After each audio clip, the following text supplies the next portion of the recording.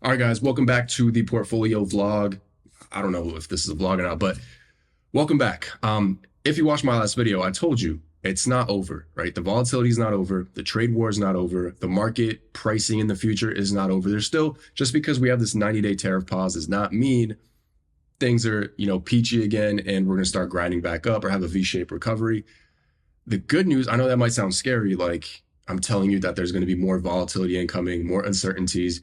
And probably, in my opinion, there is going to be, if in July or somewhere between now and July in that period, there's going to be a big dip, pullback, correction, whatever you want to call it, right? There's going to be one more big flush to flush out all the leverage. There's still a lot of hedge funds and just people in general that are over leveraged and need to unwind. While that might sound scary, that just means opportunities, right? What you have to focus on is, like I shared this with the group today, this picture right here. Stocks are going down. What should I do? The guy on the left. And what looks like Warren Buffett or, one of his colleagues here says, games are won by people that focus on the playing field, not those whose eyes are glued to the scoreboard. And if you think about it, all anybody does is watch prices, right?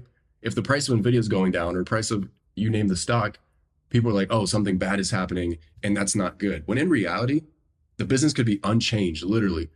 But the people, it's not Nvidia that's selling the stock, right? It's people, right? So people are emotional. And a lot of the times the stock and the company are not the same thing. The two dislocate more frequently than you think. And this big flush that will happen is going to give us opportunities to buy more of the companies that we like. It's that simple, right? So before I tell you guys about Nvidia getting banned from selling their H20 chips in China, but me personally, on the portfolio side, honestly, I've just been chilling and buying credit spreads or getting paid to deploy credit spreads. That's all I've been doing the last 2 weeks. I may have picked up like a little bit Micron at like $64, some more Nebius at like $20, but nothing crazy. I'm still being patient because right now everybody thinks accumulate, even though when we were at the worst of it like a week ago, right? Nobody was really rushing to accumulate. But now that we have this 90-day pause and it's comfortable again, even though we're still at kind of depressed levels for honestly most stocks, at least most tech or growth stocks, now people are starting to feel confident. And I think when everybody feels confident, something's coming. That's why I think that flush is on the horizon. I just don't know exactly when. But in the meantime, I've been using my big cash stack in Robinhood, in my Robinhood account, putting it to work and making money with options. Right? Mostly credit spreads, couple covered calls, cash secured puts, etc. Yeah, it's a great time to generate income from your cash stack while you're waiting on that one opportunity to really double down. All right, so what the hell happened with Nvidia, right? Now, this has nothing to do with tariffs, the latest headline. It's more so to do with export controls. I want to reiterate this. This isn't about tariffs, guys. This isn't about trade. This is about the AI arms race that is unfolding live action in front of us. Picture the space race in the 60s and multiply it by, I don't know how many times, because the stakes are so much higher, right? If you think about it, okay, the US won the space race, got a man to the moon, haven't been back since. A couple of cool, maybe like novelty discoveries were made as far as tech advancements, but the upside wasn't really crazy, right? But with AI, right? AGI, general intelligence, whoever gets there first or gets close first will have a massive advantage in every single way, right? Because then they can vertically integrate it into their own business first, whether it's Google, Amazon, Meta, Tesla, whatever. They can vertically integrate it throughout their whole business, all their segments, get a huge boost, which is what we're seeing now with, everybody is integrating AI. Essentially right now, Nvidia basically got told by the US, and by the way, this isn't something new under Trump. This has been going on since the Biden administration. Because Nvidia's GPUs are like the fuel to this whole AI arms race revolution, right? All these AI apps, the bottom layer, it's these GPUs that Nvidia makes the best ones, right? So without them, you just cannot compete in the marathon or the race. The US knows that, the government knows that. So what are they gonna do? They basically told Nvidia a while back, you cannot sell the latest and greatest chips to China. And obviously that's for strategic reasons, so they don't have the same access, right? It's kind of like a punishment, it's kind of like leverage.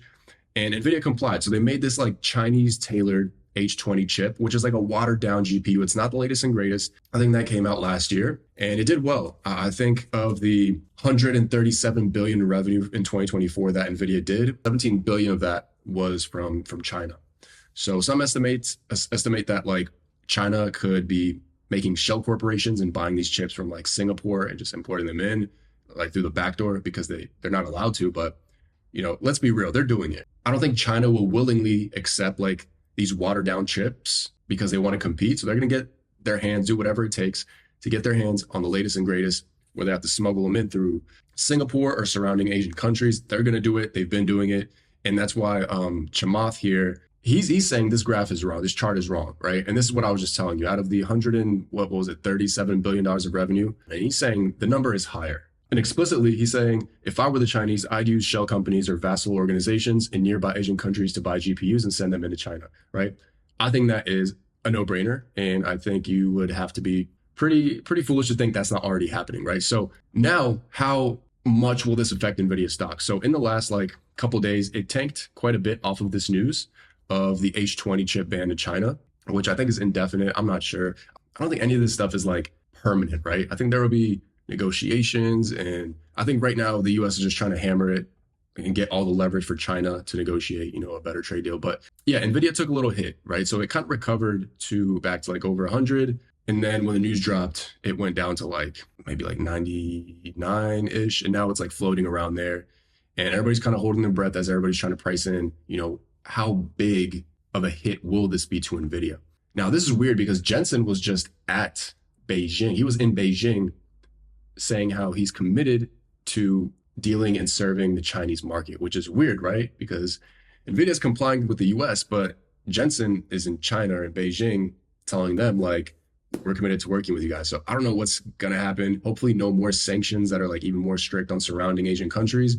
Somebody in the comments has said it could be closer to 10% of Nvidia's total revenue that is going to China through the back doors that nobody really can document or prove. Right? They did incur $5.5 billion of charges related to this because now they have to, tell their manufacturers that are making these chips and have, all this inventory that was of H20 chips that was getting ready to be prepared, shipped, made, whatever. They have to stop that.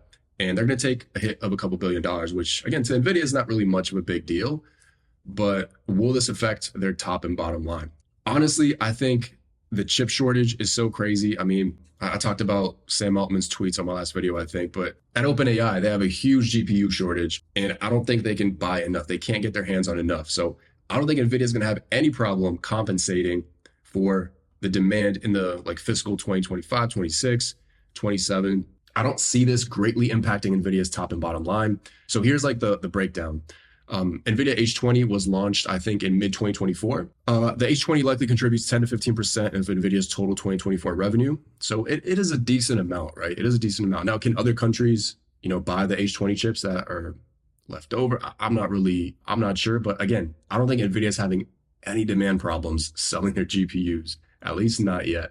It's April 2025 now, and the U.S. export ban on H20s to China is the most recent headline, potentially cutting NVIDIA's revenue significantly. Now, I don't know if this is significant because we're basing last year's revenue, right? So if last year's revenue was 137 billion, and this year, let's look at the estimates.